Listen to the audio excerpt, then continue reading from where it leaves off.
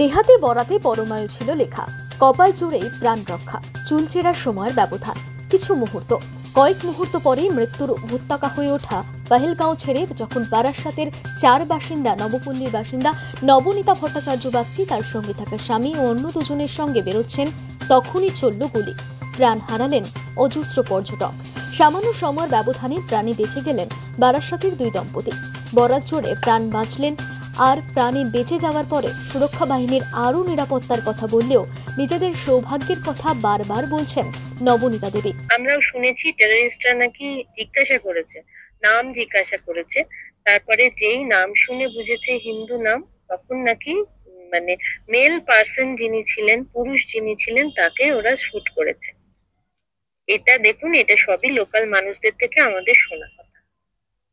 আপনারা এখন কতটা নিরাপদে রয়েছেন ওখানে, এবং সেই জায়গায় দাঁড়িয়ে আর কোনো আতঙ্ক কাজ করছে কিনা এটা একটুখানি জাস্ট। আমরা যখন পেহেলগাঁও ছাড়ি, আমাদের শিডিউলই ছিল আমরা আজকে সকালে পেহেলগাঁও থেকে গুলমার্গ আসবো।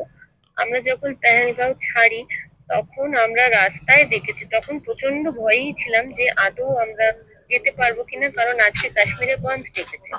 তো আমাদের ড্রাইভার বলল যে না, অসুবিধা নেই, টুরিস্টদের ওরা কোনো সমস্যা করবে না। তারপরে সত্যি দেখলাম রাস্তায়, তবে প্রচুর পুলিশ, এমনি কাশ্মীরের রাস্তায় 100 মিটার অন্তর অন্তর প্যারামিলিটারি থাকে মেশিন গান নিয়ে। আজকে তো বোধহয় ওই 50 মিটার অন্তর অন্তর 4-5 জন করে মিলিটারি একদম পুরো মেশিন গান নিয়ে দাঁড়িয়ে রয়েছে। আমাদের পুরো গোটা পেহেলগাঁও যখন আমরা ছাড়ছি, তখনই দেখছি যে সবাই পেহেলগাঁও ছাড়ছে, কেউ পেহেলগাঁওতে কোনো টুরিস্ট গাড়ি পেহেলগাঁওতে ঢুকছে না। তো অত্যন্ত ভয়ে আমরা রাস্তা দিয়ে গেছি। আমাদের ড্রাইভার খুব কোঅপারেট করেছে, আর মাঝে 1-2 বার আমাদের গাড়ি দাঁড় করিয়ে আর্মিরাই আমাদেরকে জিজ্ঞাসাবাদ করেছে যে আপনারা কোথা থেকে এসছেন। খুব পোলাইটলি, খুব কোঅপারেটিভ ওয়েতেই জিজ্ঞাসা করেছে আপনারা কোথা থেকে এসছেন, কোথায় যাচ্ছেন, কোনো সমস্যা নেই তো, ড্রাইভার কোনো সমস্যা করেনি তো। আমরা বলেছি না, আমাদের কোনো সমস্যা। একটু প্যানিক তো থাকবেই এরকম একটা ঘটনা, আর আমরা একদম ঠিক ওই মোমেন্টের কিছু আগেই আমরা ছিলাম, কিন্তু আমাদের অ্যাজ কোনো প্রবলেম হয়নি। আমরা সোজা আমরা গুলমার্গে চলে এসেছি, তার জন্যই সুরক্ষিত আছে, একসঙ্গেই আছি আমরা, সেই কালকে থেকে একসঙ্গেই থাকছি। বারাসাতে থাকা তার পুত্র 2য় বর্ষের ছাত্র অনুভবের গলায় স্বস্তি।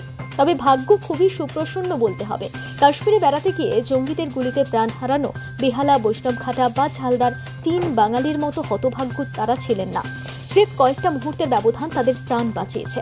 সহসা ভয়ঙ্কর হয়ে ওঠা ভূস্বর্গের দিকে বারাসাত থেকে কয়েকদিন আগেই যাওয়া নবনীতা দেবী, তার স্বামী শান্তনু এবং নবনীতা দেবীর ছোটবেলার বান্ধবী অর্পিতা ভট্টাচার্য ও তার স্বামী সত্যব্রত সেদিনের অভিজ্ঞতা বলতে গিয়ে বারবার বলছেন ভাগ্যের চোরেই তারা বেঁচে ফিরেছেন।